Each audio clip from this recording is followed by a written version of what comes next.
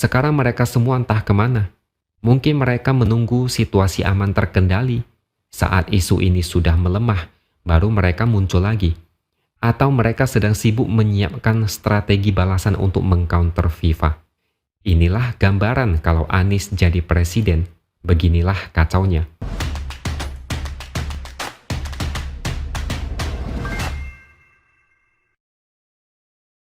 Halo, bertemu lagi dengan saya X Hardy di Opini Seward.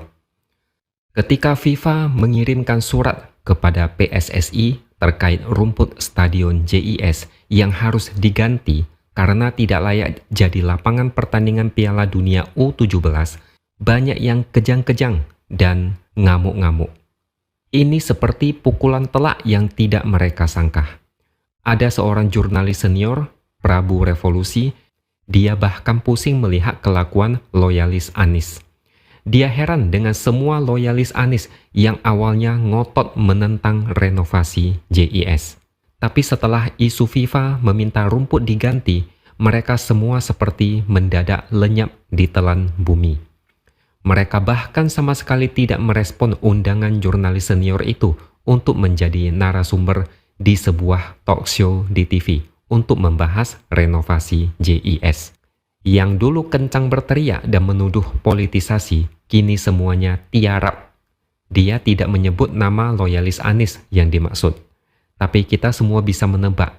Mungkin salah satu loyalis yang paling ngotot menolak renovasi dan selalu mengagung-agungkan JIS adalah Gaze Khalifah. Dia bahkan menuding renovasi stadion itu bernuansa politik.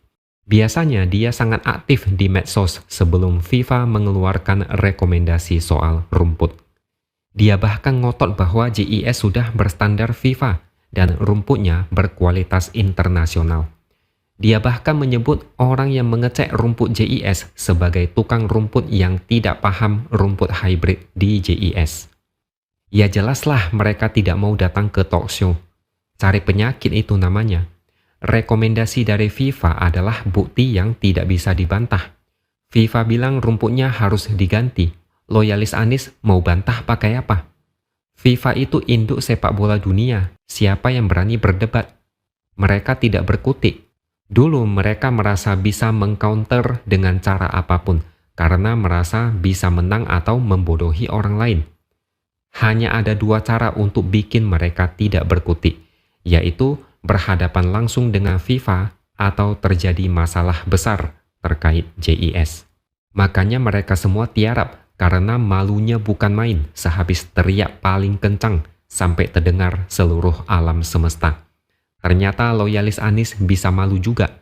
Padahal saat teriak mereka kelihatan tidak tahu malu. Yang salah dibela membabi buta dengan narasi-narasi murahan. Mereka menuduh pemerintah mempolitisasi, padahal merekalah yang mempolitisasi dengan cara teriak politisasi. Ini mirip dengan pepatah maling teriak maling. Mereka yang bikin gaduh dengan narasi Anies mau dijegal, justru menuduh pihak lain yang bikin gaduh. Susah memang kalau berdebat dengan orang yang mau menang sendiri dan sikapnya kekanak-kanakan tidak mau terima kesalahan. JIS banyak kekurangan, tapi mereka tidak mau tahu. Pokoknya bagi mereka, JIS itu sempurna, perfect, stadion nomor 1 di dunia dan tidak boleh direnovasi. Kelucuan seperti ini hanya ada di kubu sebelah. Diketahui, Jakpro bersama Kementerian PUPR sudah mulai mengebut renovasi JIS setelah FIFA mengeluarkan rekomendasi. Sudah dimulai pengerjaan di beberapa bagian.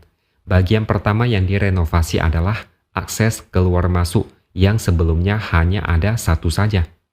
Saat Indonesia masih berstatus tuan rumah Piala Dunia U20, FIFA pernah melakukan inspeksi terhadap JIS untuk mengecek kesiapan Indonesia sebagai tuan rumah. Menurut pihak FIFA, akses lahan parkir dan akses keluar masuk penonton di JIS belum memenuhi standar. Jika memakai pedoman standar FIFA, waktu evakuasi penonton dari tempat duduk ke area aman adalah 8 menit. Kalau misalnya terjadi kebakaran, waktu standar FIFA menjadi 2,5 menit. Ini seolah membenarkan situasi chaos saat konser Dewa 19 selesai. Banyak memang yang komplain soal akses JIS. Bahkan transportasi pun sulit, sampai-sampai banyak yang telantar dan pulang kemalaman. Ribuan bukti bahwa JIS itu banyak kekurangan, tapi loyalis dan pendukung Anies teriak itu adalah konspirasi untuk merusak image Anies sebagai pemimpin hebat. Jangan heran kalau FIFA nantinya bakal dihujat, dianggap tidak netral, ikut menjegal Anies, bahkan mungkin diancam pakai ajab dan neraka.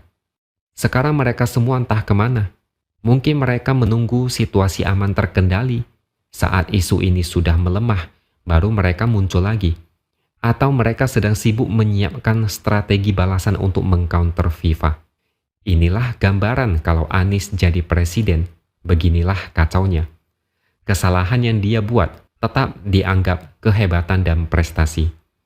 Jika kalian membantah atau berani mengkritik, kalian harus siap mental dirujak sampai jadi rujak beneran. Siap-siaplah telinga kalian sakit mendengar mereka teriak. Pendukung Anies akan menyerang balik dengan membabi buta, seolah semua orang itu bodoh, cuma mereka yang pintar. Di satu sisi, Anies banyak melakukan pembohongan publik. Di sisi lain, pendukungnya memperparah situasi. Akar masalah dunia politik di negara ini, contohnya ya Anies. Dia adalah masalah. Ditambah lagi dengan kelakuan pendukungnya, maka masalahnya jadi double. Belum lama ini, Luhut diwawancarai oleh Kompas TV.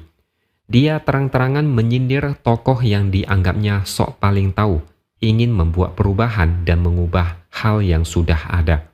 Dia bertanya, apa sih yang mau diubah? Dia meminta agar jangan membohongi bangsa ini. Jangan membohongi rakyat sehingga membuat mereka jalan di tempat. Isu JIS ini adalah contoh studi kasus yang sangat nyata. JIS mau direnovasi, tapi dihalangi dengan dalih politisasi untuk menjatuhkan Anies. Kapan bagusnya JIS kalau begini caranya? Sampai kiamat pun JIS tidak akan layak menggelar event internasional.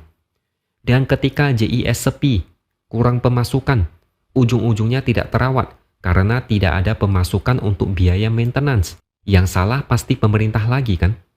Akar masalahnya adalah sebagian pendukung yang bodoh tapi berlagak pintar.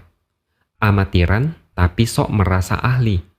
Kelas teri tapi berlagak seperti pakar profesional. Anies membuat kesalahan, tapi kesalahan itu harus dilestarikan dan tidak boleh diganggu-gugat. Pendukung Anies memang parah sekali.